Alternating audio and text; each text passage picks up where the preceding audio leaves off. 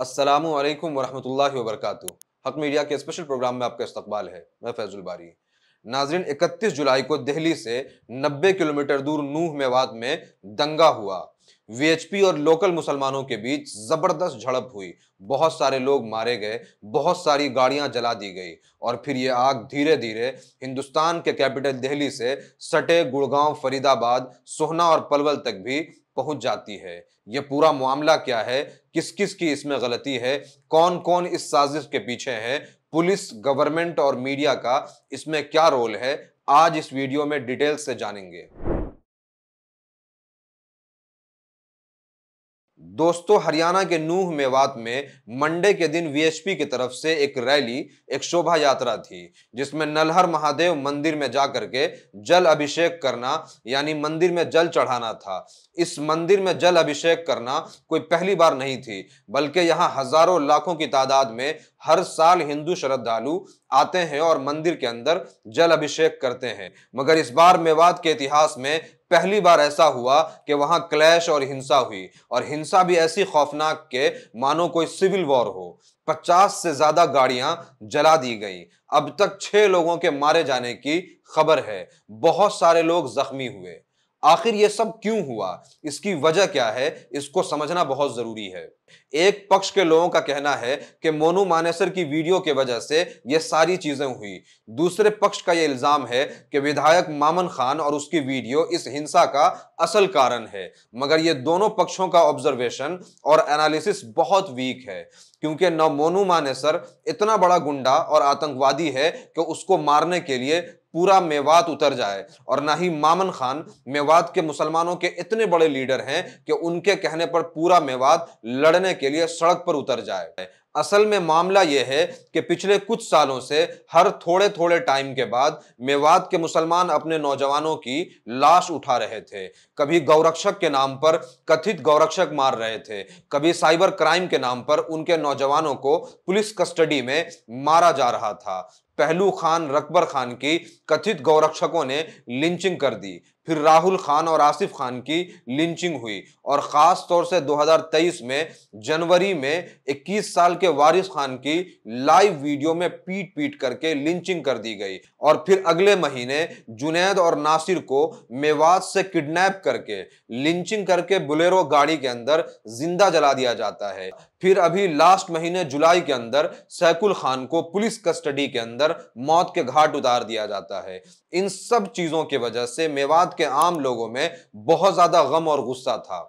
खास तौर से गौरक्षक के नाम पर कथित गौरक्षक दल की गुंडागर्दी और उनके हेवी ऑटोमेटिक वेपन्स का सोशल मीडिया के ऊपर शो ऑफ करना, फिर उनका मुसलमानों के खिलाफ नफरती बयान, वीडियोस और पोस्ट शेयर करना, और कई मेवात के मुसलमानों की लिंचिंग को सोशल मीडिया पर लाइव करने के बाद भी उनकी अरेस्टिंग नहीं होने से मेवात के मुसलमानों में बहुत ज्यादा गुस्सा था। और इसी क्रम में 2 और वीडियोस आई, जिसमें मेवात के किसी गांव में कथित गौरक्षक दल के लोग फायरिंग करते हैं और मुसलमानों की औरतों और बच्चों को डराते और धमकाते नजर आते हैं। वहीं दूसरे वीडियो में गांव और घर के अंदर जबरदस्ती एक नौजवान को उठाते और किडनैप करते हैं। ये वीडियोस और जुनैद और नासिर को मेवात के अंदर घुस करके किडनैप करने और फिर उन्हें जिंदा जलाने पर मामन खान ने हरियाणा असेंबली में सरकार से कहा कि मोनू मानेसर को यह सब करने से रोके, वरना अगर अगली बार मोनू मानेसर मेवात में आया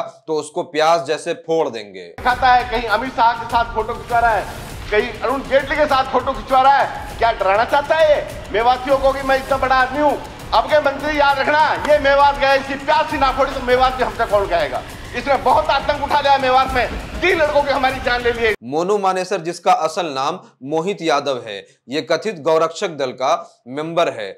गौरक्षक दल एक ऐसा दल जिसके बारे में ये बातें हैं, बल्कि कई सारे आर्टिकल्स और वीडियोस मौजूद हैं जिसमें यह देखा गया है कि ये लोग गाय और धर्म के आड़ में एक्सटोर्शन और अवैध वसूली का काम बहुत बड़े पैमाने पर कर रहे हैं, जिसमें गाय ले जाने के बदले ये वसूली करते हैं और टाइम टू टाइम एकाध मुसलमानों की लिंचिंग करके खौफ और टेरर को को बनाए रखते हैं, मेंटेन रखते हैं। जुनैद और नासिर के लिंचिंग मामले में मोनू मानेसर मेन एक्यूज है और पुलिस के रिकॉर्ड में फरार है, मगर आए दिन उसका वीडियो इंटरव्यू रिलीज होना एक मजाक सा बना हुआ है, जिससे मेवात के लोग और ज्यादा नाराज थे। फिर जब यह रैली हुई तो इसके तैयारी में जल अभिषेक करने के बजाय विश्व हिंदू परिषद और उसके सिस्टर ऑर्गेनाइजेशंस जैसे बजरंग दल, कथित गौरक्षक दल, इन सब का शक्ति प्रदर्शन करने और मेवात के मुसलमानों को ह्यूमिलिएट करने और उनको उकसाने का प्लान था। इसीलिए रैली से कई दिन पहले से ही बयानबाजी शुरू हो गई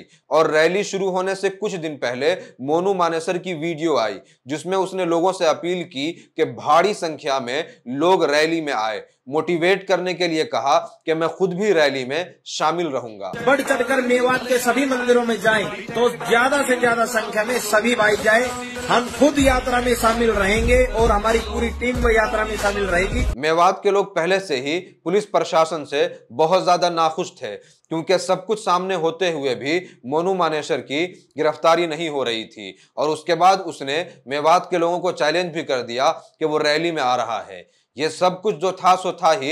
इसके अलावा एक कथित गौरक्षक दल का बड़ा लीडर फरीदाबाद से बिट्टू बजरंगी, ये भी मुसलमानों के खिलाफ नफरत और जहर फैलाने के लिए कुख्यात है। बिट्टू बजरंगी के गुरु महंत बजरंग मुनि आपको याद होंगे, जिसने खैराबाद उत्तर प्रदेश में मुसलमानों की मां और बहनों को घर से निकाल करके रेप करने और बलात्कार करने की बात कही थी। बिट्टू बजरंगी उसके शिष्य हैं। आर्म्स स्मगलिंग के अलावा पास्ट में भी ये कई बार गौरक्षा के नाम पर मुसलमानों की लिंचिंग करने की कोशिश करता रहा है।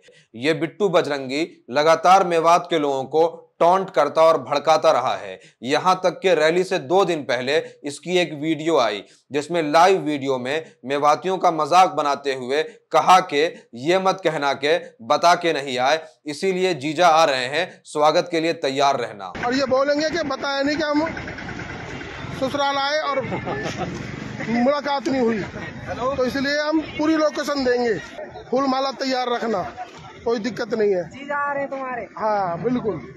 इसके बाद सोशल मीडिया पर काफी सारी ऐसी वीडियोस मौजूद हैं जहां मेवात के लोकल एक्टिविस्ट ने वीडियो बना करके सरकार और एडमिनिस्ट्रेशन से अपील की कि इन्हें रोकें, मोनू मानेसर को और ऐसे माहौल खराब करने वाले लोगों को मेवात आने से रोकें, ये लोग मेवात का माहौल खराब कर देंगे।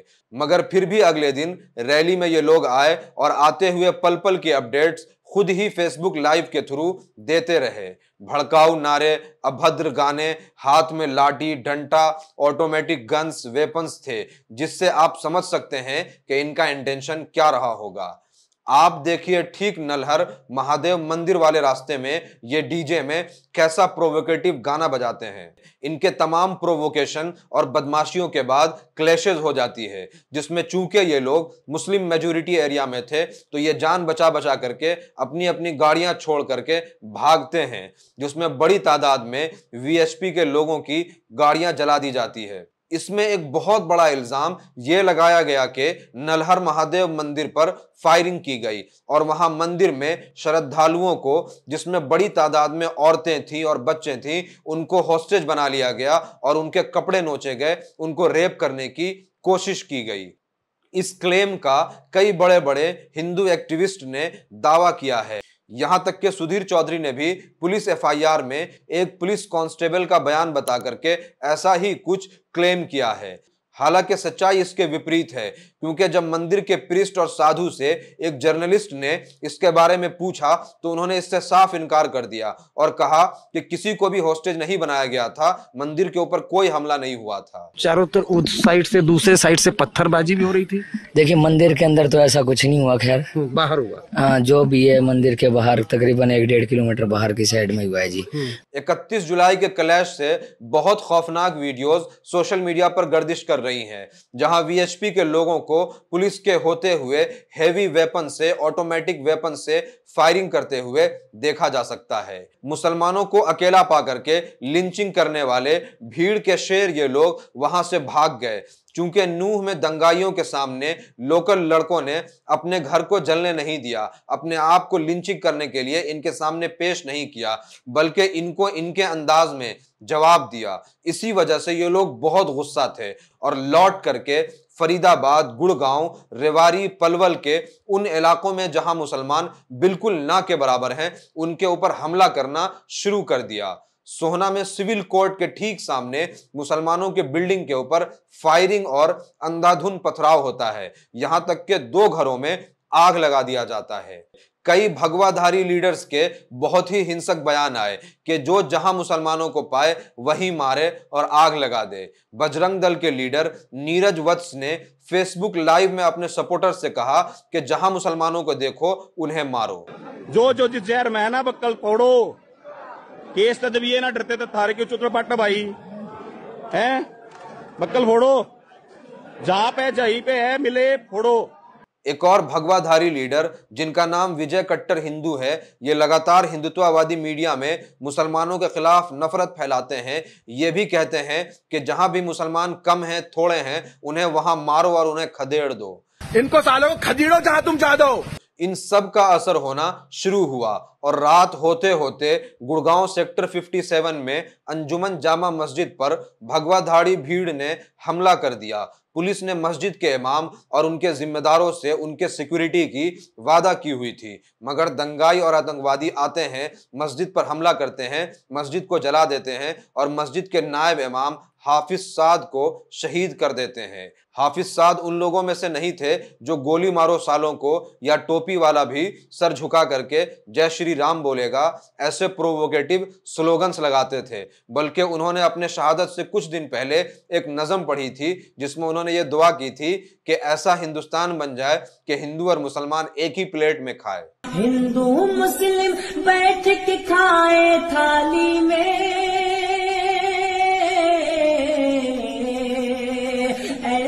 हिंदुस्तान बना दे या अल्लाह। मगर अफसोस के हाफिज साद जो देश को जोड़ने की बात कर रहे थे, इन भगवाधारियों ने शहीद कर दिया। सोहना के जामा मस्जिद पर भी हमला हुआ, तोड़ फोड़ की गई, मगर सिख कम्युनिटी के लोगों ने आकर के मस्जिद बचा ली। रात भर गुड़गांव और सोहना के मुसलमान खौफ के साए में जीते रहे। फिर 1 अगस्त का दिन आता है। पता नहीं पुलिस ने वीएचपी बजरंग दल के लोगों को खुली छूट दी हुई थी, पता नहीं क्या था, नहीं मालूम, मगर 1 अगस्त को पूरे गुड़गांव में मुसलमानों के दुकानों को चुन चुन करके तोड़ा फोड़ा जाता है, उनके दुकानों को लूटा जाता है, उसमें आग लगाया जाता है।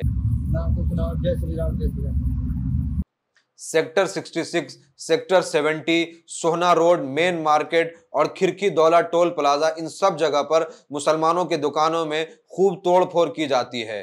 कैमरे के सामने मुसलमानों के दुकानों से सामान लूटा जाता है, उनके दुकानों को जलाया जाता है और आग के हवाले कर दिया जाता है। खौफ का माहौल इतना ज्यादा था कि गुड़गांव के बादशाहपुर के मुसलमान अपनी जान बचाने के लिए घर छोड़ करके चले जाते हैं। गुड़गांव के ही कुछ एरिया में सलम और जुग्गी झोपड़ी में रहने वाले गरीब मुसलमान जो डेली वेज वर्कर थे, उन्हें मारा और पीटा जाता है। उनकी औरतें इतनी ज्यादा डरी होती हैं कि रोते हुए ये कहती हैं कि किसी तरह से हमें यहाँ से निकाल दीजिए, दिल्ली तक पहुँचा दीजिए। दिल्ली तक पहुँच दो, हमें कुछ नहीं चाहिए, बस हमें घर जाना है, हमें यहाँ रहना नहीं है, हम नहीं रहेंगे, हम लोगों को गाड़ी भेज दो, बस इतना ही आपको मेहरबानी करना है, बस कुछ नहीं चाहिए, हमें जल्दी से जल्दी हम लोगों को दिल्ली पहुंचा दो, बस ये लोग इंसान है, हमारे घर में माँ बहन कुछ नहीं है। देर रात पलवल के खटेला गांव में खूबी खान के टायर की दुकान को आग के हवाले कर दिया जाता है। 1 अगस्त को पूरे दिन गुड़गांव में यह सब होता रहा। साथ ही कुछ एक जगह भगवाधारी ग्रुप्स की रैलियां भी हुई, जिसमें बहादुरपुर में यह नारा लगाया गया कि गोली मारो सालों को।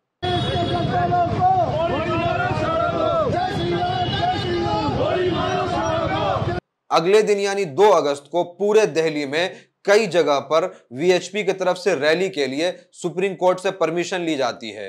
परमिशन ग्रांट करते हुए सुप्रीम कोर्ट यह शर्त रखता है कि कोई हेट स्पीच, कोई हिंसा नहीं करनी है। मगर फिर भी अगले दिन 2 अगस्त को दिल्ली में कई जगह पर वीएचपी की रैली होती है और उसमें खूब जम करके मुसलमानों के खिलाफ हिंसा की बातें की जाती है। बहुत सारे प्रोवोकेटिव सॉन्ग और स्लोगन बोले जाते हैं और बजाए जाते हैं।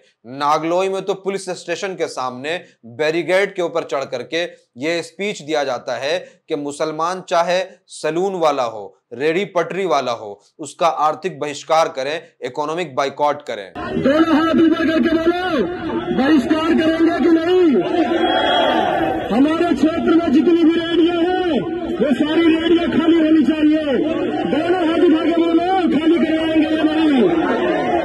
हिसार हरियाणा के हासी के एक बड़ी रैली में मुसलमानों को 2 दिन में पूरा एरिया खाली करने का अल्टीमेटम दिया जाता है। इकोनॉमिक बाइकॉट के साथ साथ मुल्ले काटे जाएंगे, राम राम चिल्लाएंगे और गोली मारो सालों को, ऐसा नारा लगाया जाता है। खाली कर दे हासी को, वरना उसके बाद जो कार्रवाई होगी उसके जिम्मेवार तुम होगे। ये कान खोल करके सुन लेना। इन रेडी वालों में केवल हिंदू रहेंगे, कोई मुसलमान बाहरी रेडी वाला होगा तो उसके साथ जो अंजाम होगा 2 दिन बाद उसका जिम्मेवार वो खुद होगा, हमारी कोई जिम्मेवारी नहीं होगी। जय श्री राम। के गद्दारों को, सारे बिल्ले काटे जाएंगे, राम राम चिल्लाएंगे।